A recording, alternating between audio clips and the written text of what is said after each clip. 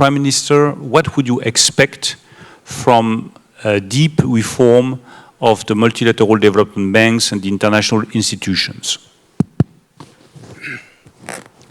Excellencies, ladies and gentlemen, good morning.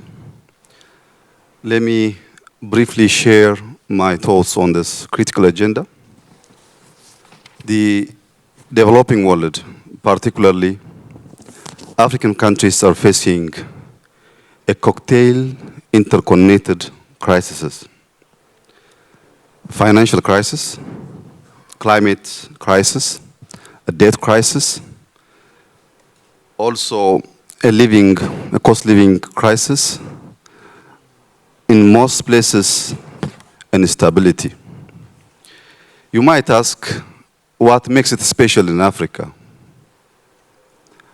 What makes it unique in Africa is the magnitude of the crisis as well as the interconnectivity of the crisis.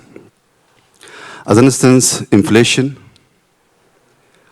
almost in all commodities, has risen sharply in many countries. Today, daily meal for many Africans are biggest issue.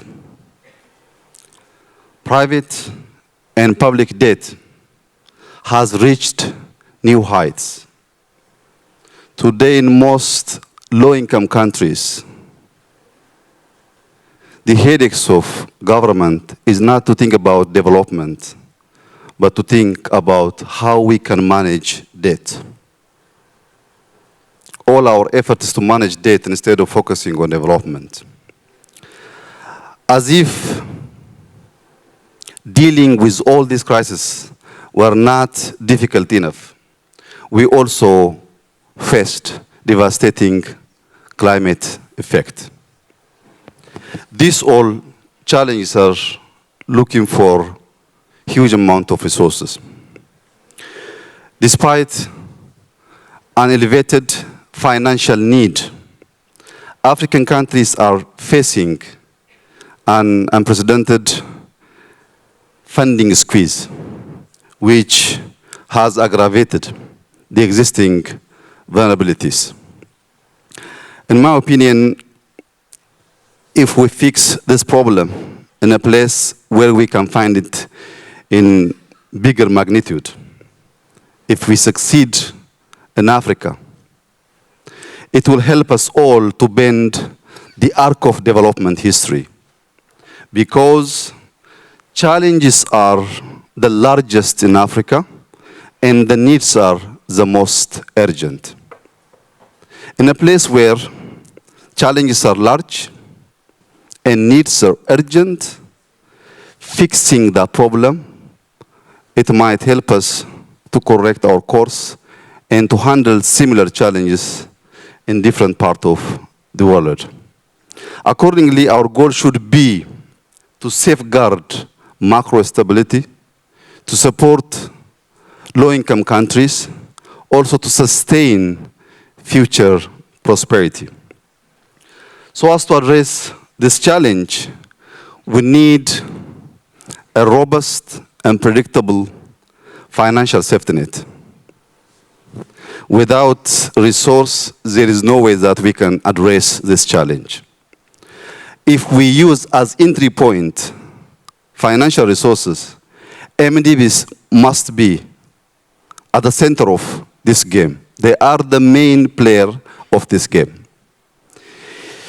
So if they are going to play great role on addressing this challenge, I think we should make reform on these financial institutions, at least in the following areas. Firstly, implement past plays. We have to walk the talk. There are lots of plays here and there, but delivery is not as the promises. So we should keep past plays in climate financing, SDR, also on injecting additional capitals for financial agencies so as to provide enough amount of resources for low-income countries. Secondly, boost concessional financing and grant. Without getting enough amount of concessional financing and grant, today's interconnected challenges is not addressed in a way that we're doing business today. It requires huge concessional financing, also grant. That is the only way that we minimize additional crises, also focus on our objectives of development. Thirdly, we have to finance green future. I don't know what others are doing. In Ethiopia, we're financing on low carbon pathway. 98% of our energy sources from green source. We're investing on hydro, we're investing on wind, we're investing on geothermal, we're investing on solar energies. Beside this investment on clean energy, we have also an initiative called Green Legacy. We have started this initiative before few years, 2019. The initiative will continue till 2026. Till last year, from 2019 till 2022, we have planted 25 billion seedlings.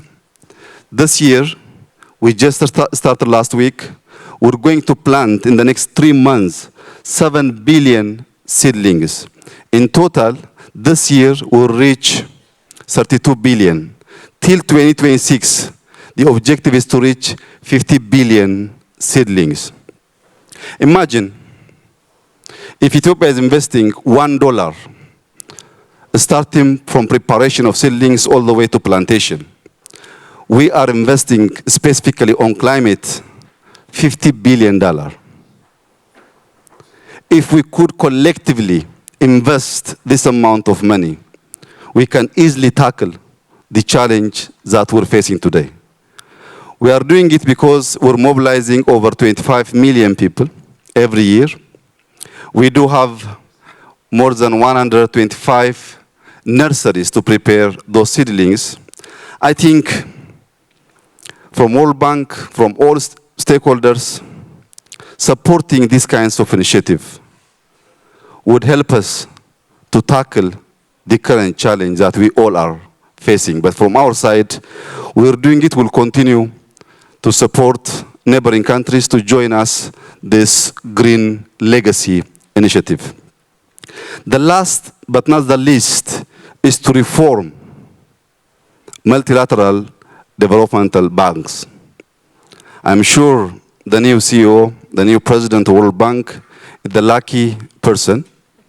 I'm sure he will not stay in the office for a couple of years and leave us without doing significant reform which will impact all of us.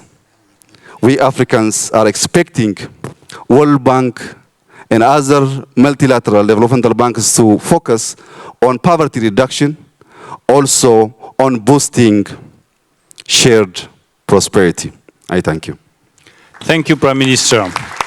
Prime Minister, you have the final word. The purpose of concessional finance is to address market failure and also to be a catalyst for development. Today, we all are witnessing market failure, left and right. So, having enough concessional financing to address this challenge is very critical. If we take, as an example, inflation, where specifically food commodities. Today, food commodities are skyrocketing. Theoretically, the solution is clear and simple. When you face difficulties on demand side, intervene in supply side, invest on productivity. But that simple solution is not working today. In Ethiopia, we've been importing wheat for the last 6 decades. And then before a few years, we have decided to start summer wheat productivity and to stop importing wheat to our country. We have achieved to increase our productivity more than 15 million quintal per annum. For the first time, after 6 decades, this year, we didn't import wheat from anywhere. But we couldn't fix the failed market because the production cost is again high. Fertilizer, minimum 3-4 folds up. Machineries, irrigation systems, pumps, fuels are very expensive. Having all expensive inputs, you can produce, but you cannot fix the market. For these kinds of interconnected challenge, we really need to have concessional financing, also grants. Beside these challenges, there are other crises which is aggravating this problem. War, local within, also other countries. Displacement, local from neighboring countries. Climate change. These all interconnected challenges are demanding to get huge amount of concessional financing and grant. In my opinion, all of my colleagues were properly sharing their thoughts on this critical agenda. The problem is there, but if we act in unity, the solution is also there. There is also opportunities. Let's act synergistically. Let's act today, and we can fix this problem, and then the next generation will have a better world. Thank you. Thank you so much, Prime Minister. Thank you to all of you for participating to this panel, and I wish you a good day today in Paris. Thank you to all of you.